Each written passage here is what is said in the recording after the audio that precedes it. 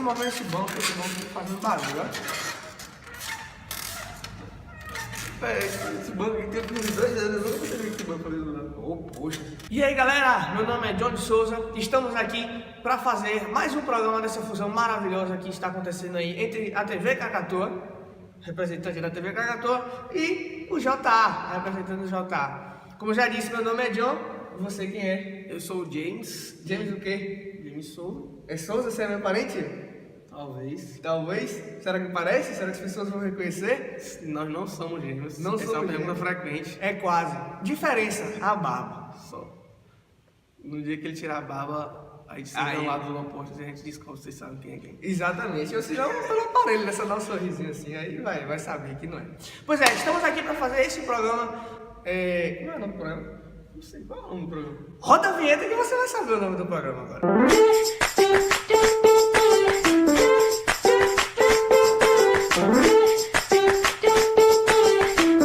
É isso aí, papo de irmão. E esse programa ele tem um simples intuito. A gente vai sentar aqui e a gente vai debater um tema que a gente escolheu e que esse tema não vai ficar somente aqui.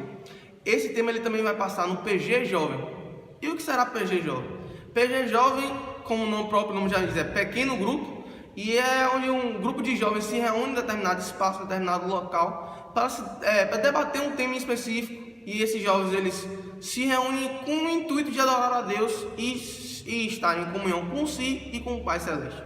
E é isso aí. A gente vai debater aqui nesses programas. Toda quarta-feira você vai ver esse vídeo nesse mesmo horário aí, 6 horas, no Facebook da TV Cacatoa e também no canal do YouTube. Não sei por onde você está vendo, mas você pode compartilhar aí todos esses 2 links que são do YouTube, do canal da TV e também da página da TV Cacatoa.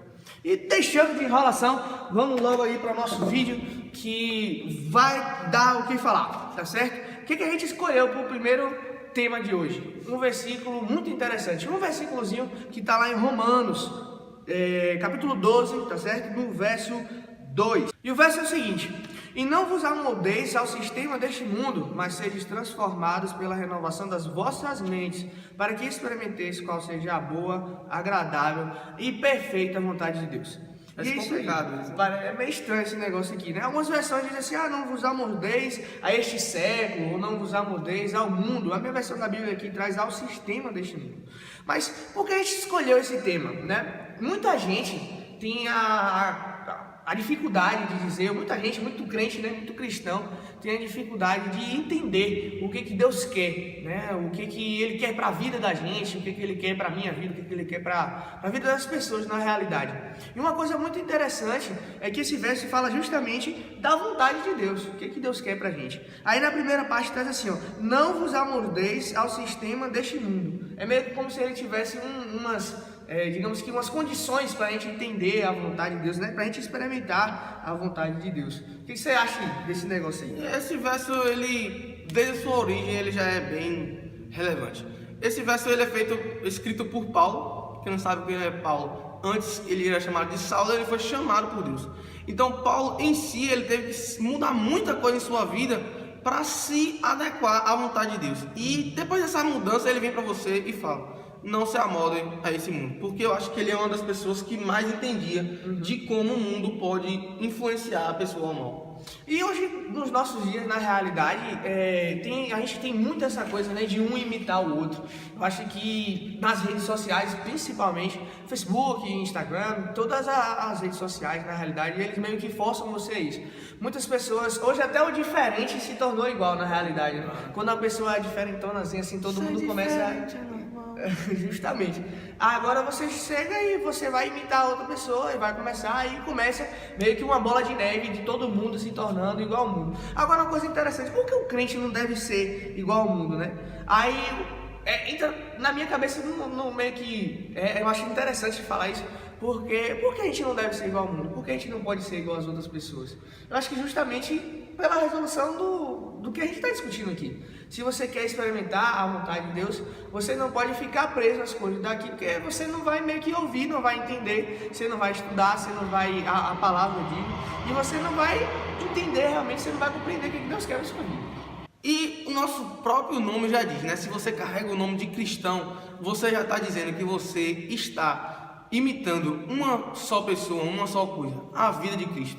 Se você não está imitando a vida de Cristo, você está se amoldando ao mundo. E eu acho que esse é o ponto crucial. Não dá para fazer as duas coisas ao mesmo tempo. Você tem que se amoldar à vida de Cristo e não às coisas do mundo. Tem um verso em 1 João, se eu não me engano, não lembro se é o capítulo 2 ou o capítulo 1, que ele diz assim, não amem o mundo e as coisas desse mundo, porque quem ama o mundo, o amor do Pai não está nele. Então, justamente isso, né? Se você ama o mundo, tem um verso de Mateus que fala justamente, vocês não podem servir a dois senhores. Ele está se referindo ali ao dinheiro, né? Vocês não podem servir a Deus e ao dinheiro, Deus e as riquezas. Mas é justamente isso. Quando a gente fica muito apegado às coisas do mundo, muito apegado às tarefas e tal, ao estudo, ao trabalho, às pessoas, às vezes até que a gente ama na realidade, a gente coloca acima de Deus. E isso daí é justamente o contrário do que, como você falou, o objetivo de ser cristão. Não dá para ter uma pessoa acima de Cristo. Cristo tem que ser o primeiro. Lá que tinha aquela música, né, brilhante. Se ele não for o primeiro em separação, não há mais nada. Mas é isso aí. Continuando o verso, diz assim: não vos amoldeis ao sistema deste mundo, mas sede transformados pela renovação das vossas mentes. Uma coisa interessante é que o verbo em grego, né? Todo mundo sabe que a Bíblia não foi feita, não foi escrita nem em português, nem em inglês, né? E tal. Para a tradução ser tão fácil assim, ela foi escrita em hebraico, grego e aramaico. E uma coisa interessante, que o verso que essa passagem traz, de Romanos 12:2, o verbo de transformar, pela renovação da mente, no caso, seria o verbo metanoia, que é justamente isso, né? Você mudar totalmente o que você já é. E como o Vitor já tinha falado aqui de Paulo era talvez um cara... uma das pessoas que mais se transformaram na Bíblia. Eu acho que todos os discípulos sofreram uma transformação assim brutal, Pedro, João e tal, mas Paulo foi uma coisa assim revolucionária, justamente. Foi justamente uma transformação total de mente. Porque, para você que não sabia, quando ele era Saulo ainda, ele perseguia os cristãos. Mas você fala, gente, o cara perseguia os cristãos e depois se tornou cristão, como assim? Ele era judeu, tá certo? Ele era de ascendente, não é ascendente astrológico, pelo amor de Deus. Ele tinha uma descendência na realidade, tanto romana quanto judaica, tá? E ele era um doutor da lei, ele já havia estudado, ele havia se formado, ele era praticamente justamente um doutor realmente, com um doutorado, naquela época valia como um doutorado da lei, e ele meio que tentava executar a palavra de Deus. Na opinião dele, na realidade, ele estava fazendo a palavra de Deus, estava fazendo o que ele achava que era certo. Que era justamente perseguir o povo que seguia Jesus, que Jesus para ele era simplesmente um revolucionário. Depois do encontro que ele teve com Cristo, Paulo passou a ver as coisas completamente diferentes, né? E eu acho interessante isso, porque a galera pensa que a renovação da mente, a questão da metanoia que acontece, é rápido, né? É tipo assim, não, acabou, conheceu e já foi. Mas, tipo, Paulo passou muito tempo até se ter transformado verdadeiramente. Se eu não me engano, foram 2 ou 3 anos que ele passou lá estudando a Bíblia, revendo seus conceitos e realmente sendo transformado. E a última parte do verso, que diz assim, né? Para que experimenteis qual seja a boa, agradável e perfeita vontade de Deus. E a gente tem uma dificuldade de fazer isso tremenda, né, velho? Abdicar do seu próprio eu para confiar em Deus. Tem uma música que me toca muito, que ela diz o seguinte, bem assim: saber que se você não tiver no controle da sua vida é muito melhor para você.